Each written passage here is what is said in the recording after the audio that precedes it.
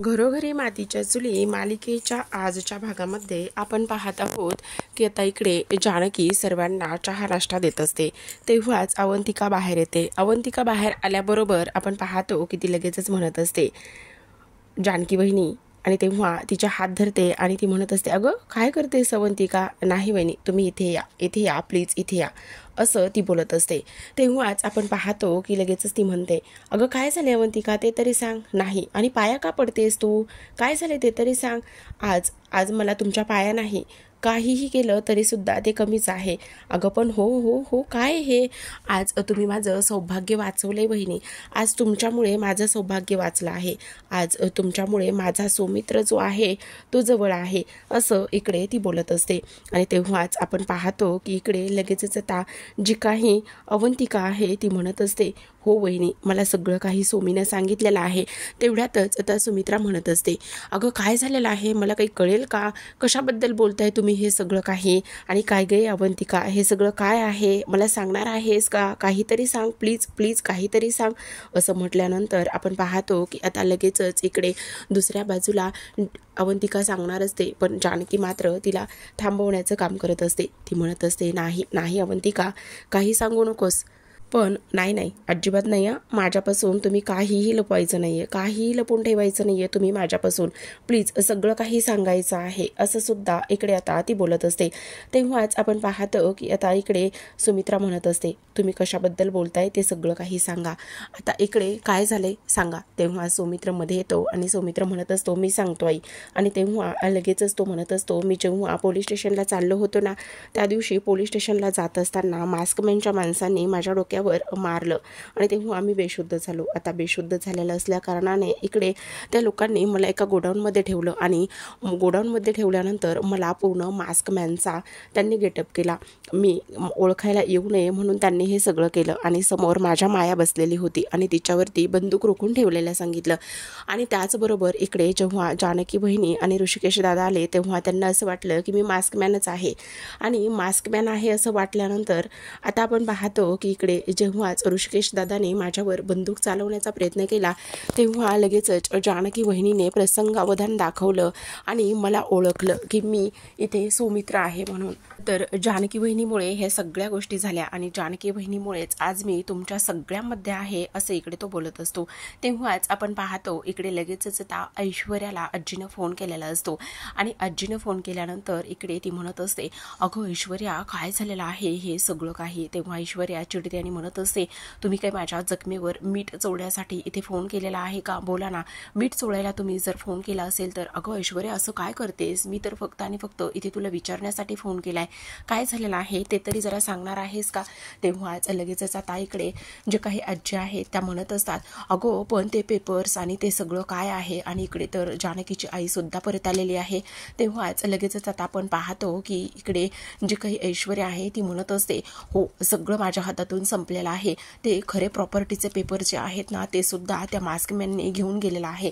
आणि ते मास्कमॅनने खरे प्रॉपर्टीचे पेपर घेऊन गेल्यानंतर इथे मात्र माझ्या हातामध्ये काहीच राहिलं नाही, असं ऐश्वर्या म्हणत असते. आणि आता इकडे आजी म्हणते, अगं पण काय करायचं आहे आता मी? म्हातारे, काय करायचं आहे ना ते तू कर, मला काही एक सांगू नकोस, जे करायचंय ना ते तू कर, असं म्हटल्यानंतर आता आपण पाहतो इकडे जे काही आजी आहेत त्या तर म्हणत असतात, आता काय करायचं, मुख गिळून गप्पच बसावं लागेल. ते खरे प्रॉपर्टीचे पेपर तर इकडे मी नेऊन दिलेले आहेत आणि ते खरे प्रॉपर्टीचे पेपर जे आहेत ते जर घरच्यांना समजलं तर आता सगळेच रस्त्यावर येतील. ज्या माणसाकडे ते प्रॉपर्टीचे पेपर दिले तो कोण आहे, काय आहे, ह्या सगळ्या गोष्टी तर अजिबातच माहिती नाही आहेत. मग आता काय करायचं? नाही, मी आता ह्या सगळ्या गोष्टी ना कोणाला काहीच सांगत नाहीये, उगाचच शांत बसूनच राहते, असं सुद्धा इकडे आता ती बोलत असते. तर आता आपण इकडे पाहतो की सुमित्राला ह्या सगळ्या गोष्टी समोर आलेल्या असतात. इकडे सुमित्रा म्हणत असते, अगो काय हे अवंतिका? आणि तेव्हा लगेचच आता आपण पाहतो की इकडे लताबाई म्हणत असतात, हो असंच झालं होतं आणि तुम्ही नका काळजी करू, तुमचे सगळे कुटुंब इथे सोबत आहे. तेव्हा सुमित्र म्हणत असतो, आता खरं तर इथे लताबाई वाचल्या ते महत्त्वाचं आहे आणि तुम्हाला एक सगळ्यात महत्त्वाची गोष्ट इथे सांगायची आहे. मला एक सगळ्यात महत्त्वाची एक गोष्ट सांगायची आहे आणि ती म्हणजेच की काही जरी झालं ना तरी सुद्धा इथे सगळ्यात महत्त्वाचं म्हणजे की मी कोर्टामध्ये सगळी काही साक्ष देण्यासाठी तयार आहे. तुम्ही काहीही करायला सांगा मला, मी काहीही करणार आहे. आता सौमित्र म्हणत असतो, तुम्हाला आता कोर्टामध्ये अशी साक्ष द्यायची आहे की जेणेकरून इथे सगळं काही व्यवस्थित होईल आणि त्या ऐश्वर्याला चांगलाच धडा शिकेल. असं म्हटल्यानंतर आता इकडे ज्या लताबाई आहे त्या म्हणत असतात, तुम्ही अजिबात काळजी करू नका, जे काही कोर्टामध्ये बोलायचं आहे ते सगळं मी इथे बोलेल, त्याच पद्धतीने सगळं मी मांडेल. आता इकडे आपण पाहूयात की इकडे धर्माधिकारी वकील आलेला असतो आणि धर्माधिकारी वकील आल्यानंतर तो म्हणत असतो, आता ही केस जी आहे ती खूपच कॉम्प्लिकेटेड झालेली आहे, त्यामुळे माझी फी सुद्धा वाढू शकते. तेव्हा लगेचच आता इथे सयाजी काका म्हणत असतात, काही काळजी करू नका, फक्त कोर्टामध्ये काय करायचं काय नाही हे तुमच्या हातामध्ये आहे. तेव्हा लगेचच आता धर्माधिकारी वकील म्हणतात, खरं पाहायला गेलं तर आता त्या लोकांकडे खूपच मोठा भक्कम असा पुरावा आहे, मग तो पुरावा आपल्याला हाणून पाडावा लागेल. त्यामुळे ऐश्वर्या, तुम्ही आता मला तुम्ही काय काय गोष्टी केलेल्या आहेत त्या सगळ्या खऱ्या सांगायच्या आहेत. तेव्हा सयाजी काका म्हणत असतात, ए पोरी, सगळं काही सांग, हे बघ, वकिलापासून आणि डॉक्टरपासून कधीच कुठली गोष्ट लपून ठेवायची नसते. असं म्हटल्यानंतर आता ऐश्वर्या सगळा काही घडलेला इथे प्रकार सांगत असते. जेव्हा लताबाई इकडे ऐश्वर्या जानकीच्या घरी आलेल्या असतात आणि नाना समोर असतात, तेव्हाच तिथे ऐश्वर्या आलेली असते. आणि ऐश्वर्या आल्यानंतर आपण पाहतो की तिने आता पळून जाणाऱ्या लताबाईंना पाहिलेलं असतं आणि तिच्या माणसांना सांगितलेलं असतं की काही जरी झालं ना तरी सुद्धा त्या बाईला आता इकडे जीव मारून टाकायचा आहे. ह्या सगळ्या गोष्टी सांगितल्यानंतर आपण पाहतो की इकडे लगेचच ऐश्वर्या म्हणत असते, खरं तर त्या लताबाईला माझ्या माणसाने मारून टाकलं असं मला वाटलं, पण ती लताबाई जिवंत राहिली. आणि त्याहूनही सगळ्यात महत्त्वाची गोष्ट म्हणजेच की इथे तो मास्कमॅन जो आहे त्या मास्कमॅनकडे इथे लताबाई होती, पण ते मला माहितीच नव्हतं. तेव्हाच आता इकडे ते म्हणत असतात, पण मला एक गोष्ट सांगा, त्या पाण्यामध्ये मरून मेल्या हे कसं कळलं तुम्हाला? तेव्हाच आता इकडे ऐश्वर्या म्हणत असते, तो सुद्धा मी एक आखलेलाच डाव होता. खरं तर लता आणि जानकी मंदिरामध्ये होत्या आणि मंदिरामध्ये असताना इथे मी वेषांतर करून गेली आणि एक समोर पुतळा उभा केला आणि समोर पुतळा उभा केल्यानंतर खरं तर इथे जेव्हा त्या भेटल्या ना तेव्हाच मला खूप राग आला होता, म्हणूनच मी ह्या सगळ्या गोष्टी केल्या. आता मी त्या मंदिरामध्ये भेटल्यानंतर त्यांना त्या पाण्यामध्ये ढकलून दिलं, पण मला असं वाटलं की ती लताबाई मेली असेल म्हणून, पण त्या लताबाईला पोहता येत होतं असं जानकीनं सिद्ध केलं आणि त्यामुळे ती मेलीच नाही. त्यावर आता इकडे धर्माधिकारी वकील म्हणत असतात, पण मला एक गोष्ट सांगा, त्या लताबाई इकडे आल्या कशा, काय झालं? तेव्हाच आता ऐश्वर्या म्हणत असते, त्या लताबाई खरं तर मुंबईच्या त्या एक छोट्याशा ॲक्टर आहेत आणि छोटी मोठी कामं करायच्या. मीच त्यांना इथे रणदिव्यांच्या घरामध्ये पार्वती आई म्हणून आणलं होतं, ऋषिकेशची आई म्हणून आणलं होतं आणि ऋषिकेशची आई म्हणून आणल्यानंतर इथे मीच त्यांना काही पैसे सुद्धा दिले होते. तेव्हाच धर्माधिकारी वकील म्हणत असतात, म्हणजे त्या लताबाई पैशासाठी हे सगळं काही करत होत्या. झालं तर मग आता तुम्ही नका काळजी करू, बघूया आता काय करायचं तर. तेव्हा सयाजी काका म्हणतात, ऐशू बेटा, अजिबात काळजी करण्याची गरज नाही, खऱ्याचं खोटं कसं करायचं आणि खोट्याचं खरं कसं करायचं हे वकील साहेब बघून घेतील, तू फक्त खरं सांगितलंस ना ते महत्त्वाचं आहे. असं पाहिल्यानंतर आपण इकडे दुसऱ्या बाजूला पाहतो की आता जानकी मायासाठी जेवायला घेऊन गेलेली असते आणि ती म्हणत असते, हे बघ माया, थोडंसं खाऊन घे ना प्लीज. तेव्हाच माया म्हणते, खरं तर मला ते इथे आल्यानंतर खूप छान वाटलं. काय गं, पण आईबाबांशी बोलणं झालं का? हो, आईबाबांशी सुद्धा बोलणं झालं आणि आता मी निघणारच आहे. बघा, आईबाबा सुद्धा काळजी करतच होते, तुम्ही नका काळजी करू. त्यावर लगेच त्या जानकी म्हणत असते, पण माया, मला एक गोष्ट सांग, तो जो काही मास्कमॅन आहे त्याबद्दल काहीतरी अंदाज आलाय का गं तुला? काहीतरी कळलंय का गं तुला? पण खरं सांगू का, आई तुझं खूप कौतुक करते, तू एवढी माझ्या आईची काळजी घेतलीस, तिची एवढी सेवा केलीस, त्यामुळे खरंच. अहो ताई, असं काय बोलताय, तुमच्या आई आहेतच तेवढ्या गोड आणि त्यांची काळजी घेतली, सेवा केली म्हणून कुठे काय बिघडलं, त्यासुद्धा मला माझ्या आईसारख्याच आहेत, असं इकडे ती बोलते. तेव्हाच आपण पाहतो प्रेक्षकांनो की इकडे लगेचच त्या जानकी जी आहे ती म्हणत असते, हो ते तर खरंच आहे, पण त्या मास्कबद्दल काहीतरी कळायला हवं होतं. तेव्हाच आता इकडे लगेचच माया म्हणत असते, ताई तुम्हाला एक गोष्ट सांगू का मी, सगळ्यात महत्त्वाची म्हणजे आम्ही जेव्हा त्या खोलीवरती होतो ना, तिथे जो काही आम्हाला सामान वगैरे घेऊन यायचा ना रवी, तोच आत्तासुद्धा तिथेच होता. आणि त्याहूनही सगळ्यात महत्त्वाची एक गोष्ट आहे, तो मास्कमॅन नव्हताच आत्ता भेटलेला, तर तो वेगळाच रवी होता, आम्ही चांगलंच ओळखतो त्या रवीला. असं बोलल्यानंतर आपण पाहतो की आता लगेचच इकडे दुसऱ्या बाजूला ती माया म्हणत असते, पण ताई तुम्हाला मला आणखी एक गोष्ट सांगायची आहे, जेव्हा ना इथे तुमचं स्केच मी काढलं घडलं होतं तुमच्या आईच्या सांगण्यानुसार आणि स्केच काढल्यानंतर इथे त्या मास्कमॅननी तुमचं स्केच फाडून टाकलं. आणि त्याहूनही सगळ्यात महत्त्वाची गोष्ट म्हणजे की आणखी एक तुम्हाला सांगायची आहे, त्या मास्कमॅनला मला किंवा आईबद्दल काहीच इथे त्यांना प्रॉब्लेम नव्हता. तर इथे फक्त आणि फक्त प्रॉब्लेम कोणाबद्दल आहे तर फक्त आणि फक्त इथे तुमच्याबद्दलच त्याला प्रॉब्लेम आहे. तो फक्त तुमचा राग करतोय असं इकडे ती बोलते. तेव्हाच प्रेक्षकांनो आपण पाहतो की ह्या दोघींचं बोलणं इथे आता मास्कमॅन खोलीतूनच खिडकीतून ऐकत असतो. जे काही मायाने इथे सांगितलेलं आहे त्या सगळ्या गोष्टी त्याने इथे खिडकीतूनच ऐकलेल्या असतात. आणि खिडकीतून ऐकल्यानंतर लगेचच आता तो तिथून पळ काढतो. जेव्हा जानकीचं लक्ष जातं, आता जानकी धावतच जाण्याचा प्रयत्न करत असते, त्याचा पाठलाग करत असते आणि ती पुढे पळते. तेव्हा माया सुद्धा तिच्या मागे पळत असते. जानकी बाहेर अंगणामध्ये इथे तिथे येऊन पाहते, पण तिला तिथे कोणीच दिसत नाही. आणि तिला तिथे कोणीच न दिसल्यामुळे आपण पाहतो की ऋषिकेश सुद्धा जानकी जानकी करतच आलेला असतो. जानकी जानकी करत आल्यानंतर इकडे तो म्हणत असतो, अगं जानकी का काय झालेलं आहे. तेव्हाच आता जानकी म्हणत असते, नाही इथे कोणीतरी होतं. अगं कोण होतं ते तरी सांग. इथे होतं कोणीतरी, मला असं वाटतंय की त्याने पूर्ण चेहरा वगैरे पॅक केलेला होता आणि तो दुसरा तिसरा कोणी नसून मला असं का वाटतंय की तो मास्क मॅनच होता वगैरे वगैरे असं बोलल्यानंतर आता इकडे ऋषिकेश म्हणतो, नाही ग जानकी तुझा काहीतरी भास झालेला असेल, इथे मास्क मॅन वगैरे कसा येईल, शक्यच नाहीये असं इकडे आता ती बोलत असते. तेव्हाच आता जानकी म्हणते, नाही ऋषिकेश मला 100% खात्री आहे की इथे तो मास्क मॅनच होता म्हणून. असं बोलल्यानंतर आता ऋषी म्हणत असतो, जानकी प्लीज तुझा काहीतरी नक्कीच भास झालेला असेल, अगं असं काय करतेस. आणि लगेचच मायाला तो आतमध्ये पाठवतो आणि जानकीला समजावून सांगण्याचा प्रयत्न करतो. तो म्हणत असतो, जानकी तू वेडी आहेस का, आत्ताच ती माया इथे मास्कमॅनच्या तावडीतून सुटून आलेली आहे आणि ती माया मास्कमॅनच्या तावडीतून सुटून आल्यानंतर इकडे ती घाबरेल असं का वागतेस तू, प्लीज आता शांत बस आणि मास्कमॅन वगैरे कोणीही नसेल, तुला काहीतरी नक्कीच भास झाला असेल असं सुद्धा आता इकडे तो बोलत असतो. तेव्हाच जानकी म्हणत असते, नाही ऋषिकेश मला भास नाही झालेला, मी 100% तुम्हाला सांगते की ते कोण होतं म्हणून. हे बघ जानकी प्लीज जरा शांत बसणार आहेस का तू, का नाही बसणार आहेस. आणि तेव्हाच आपण पाहतो की आता जानकी विचारात गुंतलेली असते. ती म्हणत असते, नाही ऋषिकेश मला 100% खात्री आहे, मी पाहिलेलं आहे व्यवस्थित की ती दुसरी तिसरी व्यक्ती कोणीही नसून ती फक्त आणि फक्त इथे मास्क मॅनच होती. असं पाहिल्यानंतर आता इकडे आपण पाहूयात की दुसऱ्या बाजूला ऐश्वर्या ही तिच्या गाडीमधून जाण्याचं काम करत असते. जेव्हाच ऐश्वर्या जात असते तेव्हा तिच्या गाडीसमोर एक व्हॅन येते आणि ती व्हॅन आडवी आल्यानंतर आपण पाहतो की जी ऐश्वर्या आहे ती हाताची घडी घालूनच उभी राहते आणि म्हणत असते, डोळे फुटले की काय माझ्या गाडीच्या समोर यायला. तेव्हा मास्क मॅन गाडीतून खाली उतरतो आणि मास्क मॅन गाडीतून खाली उतरल्याबरोबर इकडे तो म्हणत असतो, अगं काय करतेस हे ऐश्वर्या. तेव्हाच ती म्हणत असते, तुझी एवढी हिंमत झाली का माझ्या गाडीला इथे टेक ओव्हर करायची, आणि त्याचबरोबर तू इथे का आणि कशासाठी आलेला आहेस. तेव्हाच इकडे आता तो म्हणत असतो, अगं असं काय करतेस, आपली तर भेट ही होणारच आहे ना, आणि आपलं तर इथे चांगलंच नातं आहे, सगळं काही आपण त्याच पद्धतीने करत आलेलो आहोत ना, असं सुद्धा इकडे तो बोलत असतो. तेव्हाच आता इकडे ऐश्वर्या म्हणत असते, झालं सगळं काही बोलून झालेलं असलं, हे असे खोटे नाटे कारनामे करून झालेले असले तर नको बोलू, तू मला फसवलेला आहेस आणि सगळ्यात महत्त्वाची गोष्ट म्हणजे तू प्रॉपर्टीचं पेपर घेऊन गेलेला आहेस. आणि आणखी एक गोष्ट म्हणजे की त्या जानकीची आई तुझ्याकडे होती तरी सुद्धा ती गोष्ट तू मला इथे सांगितलेली नाहीयेस, आणि का माझ्यापासून ही सगळी गोष्ट तू इथे लपवून ठेवलेली आहेस, मला सांगणार आहेस की नाही ही गोष्ट तू, असं इकडे ती बोलत असते. तेव्हाच आपण पाहतो की इकडे तो म्हणत असतो, हे बघ त्या गोष्टीशी तुझा काही एक संबंध नाही, तुला पैसे हवे होते ना तर हे पैसे घे, हे बघ आता मी ॲडव्हान्स दिलाय, 10 करोड पाहिजेत ना तुला, तर ह्यातला काही ॲडव्हान्स आहे ते आत्ता घे आणि गप्प बस.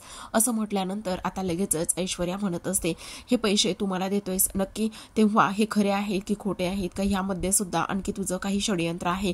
असं म्हटल्यानंतर तो म्हणत असतो की मी का आणि कशामुळे षडयंत्र करेल, मी असं काहीच करत नाही, तुला पैसे हवे होते ना तेच पैसे इथे मी तुला देत आहे, मग ते पैसे घे. असं म्हटल्यानंतर आपण पाहतो की आता लगेचच इकडे दुसऱ्या बाजूला ऐश्वर्या म्हणत असते, पण तू माझ्यासोबत खूप चुकीचं वागलेला आहेस. तेव्हा इकडे तो म्हणत असतो, हे बघ मला काय करायचं काय नाही करायचं ह्या गोष्टी तू इथे ठरवू नकोस, मला जे काही करायचं आहे ना ते माझं मीच ठरवतो, त्या माझ्या गोष्टीमध्ये त्या भानगडीमध्ये इथे कोणीच पडत नाही, असं सुद्धा आता इकडे तो बोलत असतो. आता हे सगळं काही बोलल्यानंतर इकडे आपण पाहतो की जी काही ऐश्वर्या आहे ऐश्वर्याला मास्कमॅनने खूप सारे पैसे दिलेले असतात आणि हे पैसे सगळे घेऊन आता तो तिथून निघून सुद्धा गेलेला असतो। आता तो तर तिथून निघून जातो प्रेक्षकांनो, पण आता सगळ्यात महत्त्वाची गोष्ट इथे झालेली असते। दुसऱ्या बाजूला इकडे सारंग हॉलमध्येच फेऱ्या मारत असतो, कारण त्याचा मोबाईल काल जो दिलेला आहे तो मोबाईल मात्र आत्तापर्यंत तरी इकडे मिळालेला नसतो आणि तो मोबाईल मिळालेला नसल्या कारणाने इथे आपण पाहतो की आता लगेचच सौमित्र तिथे येतो आणि सौमित्र तिथे आल्यानंतर इकडे तो विचारत असतो की काय झालेलं आहे आणि तेव्हा लगेचच इकडे तो म्हणतो, अरे तुला काय सांगू मला काहीच कळत नाही, इकडे तुला एक गोष्ट सांगायची आहे मला। आणि तेव्हा ती म्हणजे की इथे काल त्या मायाला मी मोबाईल दिला, पण मोबाईल दिल्यानंतर इथे त्यांनी माझा मोबाईल आणखी परत दिलाच नाहीये आणि का दिला नाही हे सुद्धा मला माहिती नाहीये, असं सुद्धा इकडे आता तो बोलत असतो। अच्छा, मोबाईल दिला नाहीये, मग चांगली गोष्ट आहे ना, असू देत ना। नाही असू देत, त्याचं अरे कालपासून तुझा मोबाईल त्यांच्याकडे आहे आणि त्यांनी तुला तो मोबाईल दिला नाहीये। हो तेच तर मी म्हणतोय तुला, कालपासून मी त्यांना मोबाईल दिलेला आहे आणि कालपासून दिलेला मोबाईल आणखी सुद्धा त्यांच्याकडेच आहे आणि त्यांनी दिलाच नाहीये। तेवढ्यातच आता इकडे लगेचच माया आलेली असते आणि माया म्हणत असते, हे घ्या तुमचा मोबाईल, खरं तर सॉरी बरं का, मी तुमचा मोबाईल घेऊन गेले त्यासाठी खरंच मनापासून सॉरी, असं म्हटल्यानंतर नाही असू देत त्याचं काही नाही, काही हरकत नाही, राहू द्यायचा ना तुम्हाला जर मोबाईल लागत असला तर। तेव्हा लगेचच आता माया म्हणत असते, नाही त्याचं काय झालं ना, मी इथे बाजारामध्ये गेली आणि नवीन मोबाईल आणि नवीन सिम कार्ड सुद्धा घेतलं, आता मी ओके आहे आणि तुमच्या मोबाईलमुळे खरंच थँक्यू बरं का, तुम्ही मला माझ्याकडे एवढा वेळ तुमचा मोबाईल दिला, असं म्हणूनच आता माया त्याचे आभार मानत असते। तेव्हा सारंग तिच्याकडे पाहतच असतो। तेव्हा लगेच आता सौमित्र त्याची मुद्दामच खिल्ली उडवण्याचं काम करतो। तो म्हणत असतो, मनाने चांगली बघ मुलगी। तेव्हाच सौमित्र म्हणत असतो, काय म्हणालास? तेव्हा पुन्हा सारंग म्हणतो, मनाने चांगली बघ मुलगी। तेव्हा पुन्हा सौमित्र म्हणतो, काय म्हणालास? काय रे दादा, माझी मस्करी करतोयस का?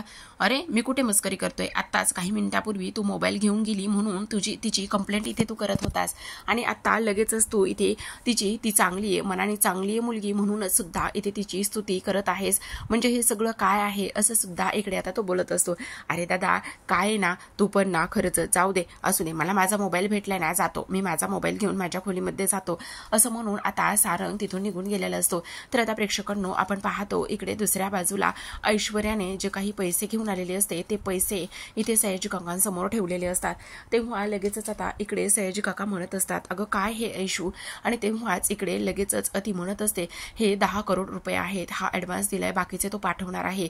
तेव्हा लगेचच सयाजी काका म्हणतात, अगं पण तो तुझी मदत का करतोय, तुला एवढे पैसे सगळे का देतोय तो? तेव्हाच ऐश्वर्या म्हणते, त्याचं काय ना डॅडा, मीच त्याच्याकडे पैसे मागितले होते 10 करोड, कारण मी त्याला रणदिव्यांची ती प्रॉपर्टीचे पेपर सगळे काही देणार होते आणि त्याच बदल्यात तो मला 10 करोड रुपये देणार होता आणि तेच त्याने इथे पूर्ण केलेलं आहे, असं ऐश्वर्या म्हणत असते। आता ह्या सगळ्या काही गोष्टी इथे बोलल्यानंतर आपण पाहतो की लगेचच आता इकडे सयाजी काका म्हणत असतात, पण मला थोडासा ऐश्वर्या डाऊटच आहे, हे सगळं तो का आणि कशामुळे करतोय आणि तो तुझी मदत का करतोय हेच मला कळत नाही। डॅडा बघा ना, एकतरी कमीत कमी माझ्या मनासारखी गोष्ट होती डॅडा, त्याने मला 10 करोड रुपये दिलेले आहेत आणि आत्ता 10 लाख ॲडव्हान्स दिलाय, पण बाकीचे सुद्धा तो देणारच आहे ना। पण आता बघा उद्या कोर्टात सुद्धा माझ्याच मनासारखी सगळी गोष्ट होणार आहे, काही जरी झालं ना तरी सुद्धा जानकी बघ आता उद्या कोर्टामध्ये मी तुझी कशी वाट लागते। तर इकडे आता दुसऱ्या दिवशी सकाळची वेळ असते आणि सगळेजण कोर्टामध्ये जायला निघालेले असतात। सुमित्रा आता इकडे दहीसाखर घेऊन आलेली असते आणि तेव्हा ती जानकीला म्हणत असते, हे गे जानकी, अगदीच तू विजयी होऊनच घरी येशील अशी मी वाट बघत आहे, तू घरी विजयी होऊन आलीस की मी तुझं जंगी स्वागत करणार आहे, असं म्हणूनच आता सगळ्यांना इथे सुमित्रा शुभेच्छा देत असते। आणि काही जरी झालं ना तरी सुद्धा कोर्टाचा जो निकाल आहे ना तो आता ह्यावेळी आपल्याच बाजूने लागावा, असं सुद्धा इकडे आता त्या बोलत असतात। तुम्ही नका काळजी करू, तुमचा आशीर्वाद माझ्या पाठीशी आहे ना, मग मी नक्कीच जिंकून येणार आहे बघा, असं म्हणून जानकी लगेचच सुमित्राचा आशीर्वाद घेते आणि तेव्हा लगेच सुमित्रा म्हणत असते, मला पूर्ण खात्री आहे बघ, तू नक्कीच जिंकून येशील म्हणून आणि सगळं काही तुमच्या मनासारखंच होईल, असं म्हटल्यानंतर आपण पाहतो की सगळेजण आता कोर्टामध्ये निघून जातात। तर आता प्रेक्षकांनो आजच्या भागामध्ये एवढंच, उद्याचा भाग खूपच इंटरेस्टिंग दाखवलेला आहे बघा। उद्याच्या भागामध्ये आता पूर्ण कोर्टच असणार आहे। आता इकडे लताबाई कटघऱ्यामध्ये उभ्या असतात आणि कटघऱ्यामध्ये उभ्या असल्यानंतर त्या म्हणत असतात, त्या कारखानीस म्हणत असतात, मला पाण्यामध्ये ढकलणारी ही ऐश्वर्याच होती आणि मला किडनॅप करून एवढे दिवस माझ्या मुलीपासून मला दूर ठेवणारी ऐश्वर्याच होती। तेव्हा सौमित्र म्हणत असतो, ह्या लता कारखानीस स्वतःच्या तोंडून हे सगळं काही सांगत आहे, त्यामुळे माझी कोर्टाला एक विनंती आहे, काही जरी झालं ना तरी सुद्धा ह्या ऐश्वर्याला एक कठोरातली कठोर शिक्षा देण्यात यावी, काही जरी झालं ना तरी सुद्धा ह्या अशाबाईला तुरुंगवास झालाच पाहिजे, असं इकडे सौमित्र बोलत असतो। तेव्हा लगेचच जानकी सुद्धा बोलत असते, जज साहेब, माझी तुम्हाला एक विनंती आहे. इथे ऐश्वर्याला शिक्षा तर झालीच पाहिजे, पण मला तिच्याबद्दल काहीतरी सांगायचं आहे. आणि ते म्हणजेच की इथे माझ्या आईला आणि माझे सासरे नाना यांना सुद्धा तिने जीवे मारण्याचा प्रयत्न केला. नानांना सुद्धा तिने इथे जिन्यावरून ढकलून देण्याचा प्रयत्न केला. आता हिने शिक्षा केलेली आहे तर हिला कठोर शिक्षा झालीच पाहिजे अशी माझी विनंती आहे. आणि जर ही अशीच मोकाट फिरली तर इथे कायद्यावरचा आणि खरेपणावरचा विश्वास इथे सर्वसामान्य लोकांचा उडून जाईल. जज साहेब, इथे माझा न्याय व्यवस्थेवर पूर्ण विश्वास आहे. आणखी थोडा वेळ मिळाला तर इथे कोर्टासमोर सगळं सत्य मी इथे मांडू शकते, पण पुराव्याअभावी जर इथे ऐश्वर्या जी आहे ना ती ही केस जिंकली तर न्याय व्यवस्थेवरचा, सर्वसामान्यावरचा, लोकांवरचा जो विश्वास आहे तो मात्र इथे उडून जाईल. जज साहेब, त्यामुळे मला पूर्ण खात्री आहे की ते काही जरी झाले ना तरी सुद्धा इकडे ही जे काही कोर्ट आहे ते नक्कीच ह्या सगळ्या गोष्टींचा एकदा फेरविचार करेल. आणि त्याचबरोबर इथे ह्या सगळ्या गोष्टीवरचा विचार केल्यानंतर इकडे कोर्ट ही मला न्याय मिळवून देईल आणि ह्या ऐश्वर्याला कठोरातली कठोर शिक्षा देईल.